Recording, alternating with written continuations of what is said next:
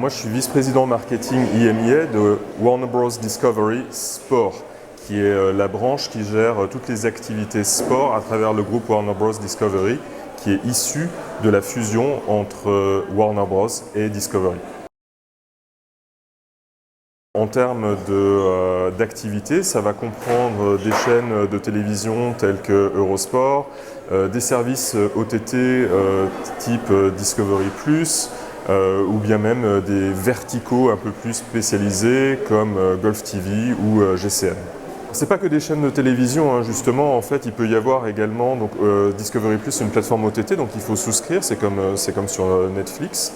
Et GCN+, pareil, sont des verticaux de passion. Puis Eurosport, à laquelle on peut souscrire sur eurosport.fr, ou qu'il est possible également de regarder, par exemple en France, sur Canal+. Le marketing pour nous, ça va se composer de deux funnels différents. Le premier, ça va être faire en sorte que les gens regardent nos programmes sur nos antennes. Donc c'est plus du marketing de la promotion des programmes.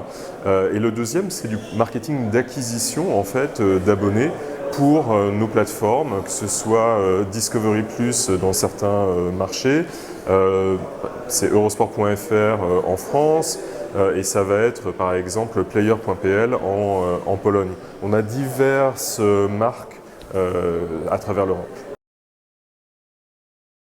La marque, c'est pas juste en fait un nom et un logo, c'est également un certain nombre de traits de personnalité, une mission, un but, des valeurs.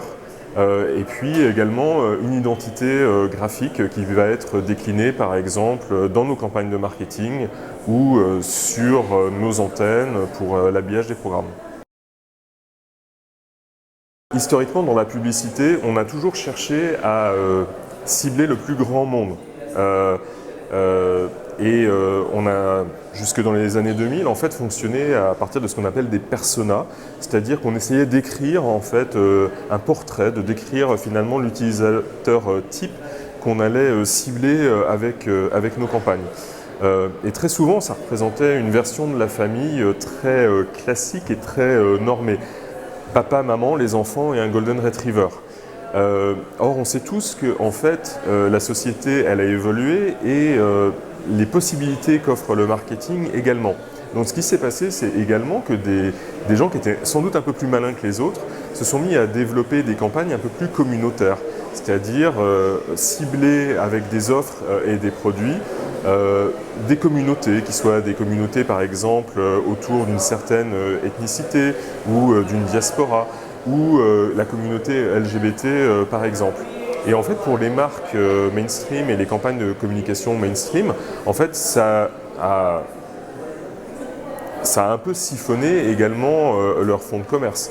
On peut aussi parler des formes de communication classiques, de tout ce qu'on appelle les FMCGs, en fait, tous les biens de consommation courante. Jusqu'il y a très récemment, pour un lessivier, c'était ce qu'on appelle un no-brainer en anglais, de communiquer avec l'image d'une ménagère de moins de 50 ans qui allait acheter de la lessive. Or, on sait tous qu'aujourd'hui, il peut y avoir des hommes célibataires qui peuvent acheter leur lessive, ou que dans les ménages, on va avoir une meilleure répartition des tâches. Donc on a aussi cette évolution-là qui s'est produite. Et donc petit à petit, en fait, les marques se sont aperçues qu'elles pouvaient en fait déconstruire un peu cette famille idéale qu'elles avaient composée et qui, à la fin, n'était plus qu'un fantasme en s'adressant au plus grand monde. Mais s'adresser au plus grand monde, c'était pas prendre le plus petit des dénominateurs communs, mais c'était de montrer en fait des gens différents dans les campagnes.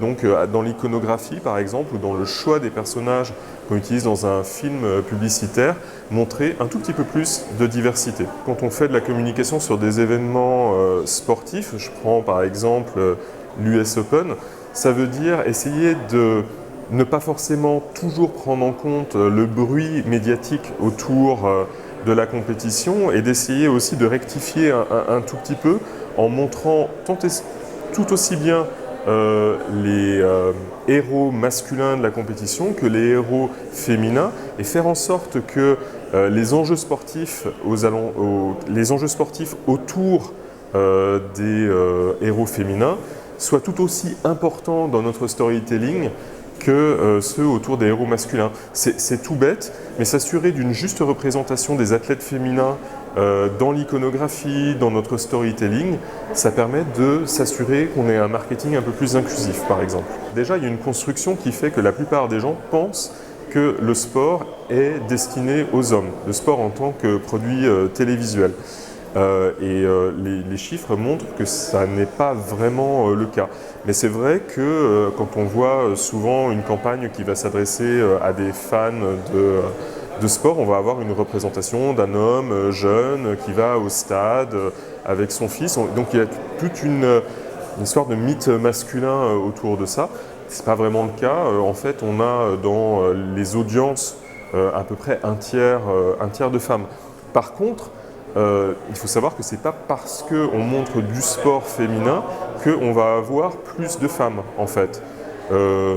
Pas forcément, d'ailleurs quand on voit le football féminin, il marche tout aussi bien auprès des hommes que des femmes. Ça ne va pas forcément drainer plus de femmes que le reste de l'offre football qu'il pourrait y avoir.